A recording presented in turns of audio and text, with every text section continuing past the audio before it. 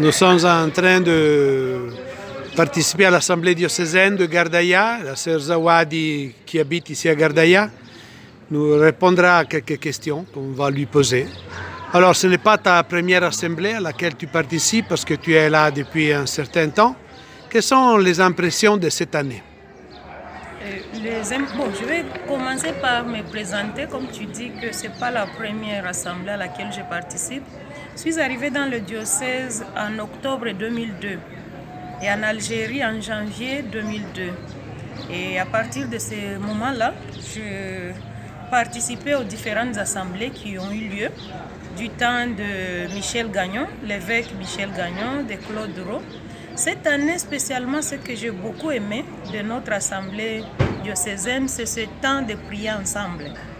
Nous nous réunissons chaque année pour ces 4 jours de rencontres, de réflexions, de formations, de prières, mais cette année, c'est ensemble. Comme disait le Père Philippe, une famille qui prie ensemble, c'est une famille qui est unie. Donc, invoquer Dieu ensemble, méditer ensemble, écouter la parole de Dieu ensemble, ça confirme ce thème de l'Assemblée qui est la communion fraternelle. Et les différents moments aussi l'ont confirmé, des réflexions sur la joie et les défis de l'Eucharistie, comment nous vivons l'Eucharistie dans nos communautés. On a eu beaucoup de joie et c'était des moments de nous soutenir mutuellement parce que notre diocèse a sa particularité, le fait qu'il est le plus grand diocèse, je dirais, de l'Afrique, mais de l'Algérie en tout cas. Et du coup, les distances sont trop grandes pour nous retrouver et nous pouvoir avoir l'Eucharistie tous les jours. Les uns comme les autres, ceux qui ont l'Eucharistie tous les jours ou ceux qui n'en ont pas, nous vivons ces moments d'Eucharistie comme un moment de joie, de fête et de célébration, de moments de partage aussi, qui nous gardent unis à Dieu d'abord et unis entre nous. Et aussi, on a eu le temps d'échange sur la communion fraternelle. On a évoqué les défis et les joies de cette communion fraternelle. Je pense que nous sommes un des rares diocèses qui se retrouvent tous ensemble pendant 4 jours. Ça, c'est rare d'organiser ce genre de moments. Mais du fait que dans notre pauvreté, nous sommes peu nombreux et du coup, nous pouvons nous les permettre. Et c'est un défi, c'est en même temps une joie de pouvoir nous retrouver pour vivre ces moments.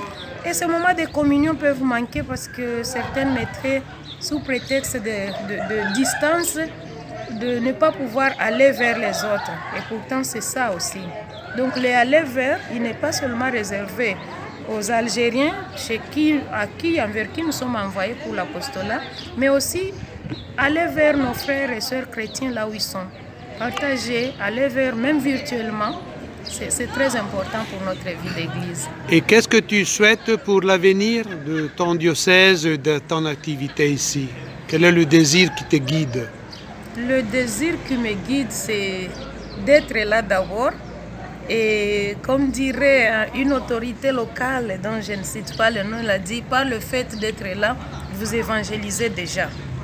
Donc être là, être consciemment présente à ce que je suis en train de vivre, parce que les appels sont multiples et nombreux. Rien que le fait d'être là, nous vivons une présence d'église. Donc je souhaite que cette présence-là soit vraiment effective. Et j'aurais rêvé encore qu'on soit beaucoup plus nombreux. C'est dur. L'évêque Claude Raux disait, moi ma frousse, ma plus grande tristesse et peine, c'est de voir une communauté me remettre les clés. Mettre un cadenas sur une maison, ça me fait mal au cœur. Effectivement, nous sommes peu nombreux. Il y a des communautés qui sont parties. Il y a des personnes qui prennent de l'âge et qui sont appelées à aller ailleurs. Et les arrivées sont peu nombreux. Donc, je souhaiterais qu'il y ait plus d'arrivées dans le diocèse et pour pouvoir vivre et rayonner ensemble cette mission. Les Algériens peut-être n'ont pas besoin de nous, mais nous avons besoin de pouvoir rayonner cette présence d'église à travers le vécu de tous les jours avec l'autre. Et nous aussi pour nous enrichir de leur foi. La foi en Dieu unique, nous en avons besoin tous. Donc ces échanges-là, le monde n'est plus autant de frontières, mais plutôt autant de la rencontre. C'est ce que je rêve vraiment, que ces rencontres soient de plus en plus concrètes Merci beaucoup, ma sœur, et bon chemin. Merci beaucoup.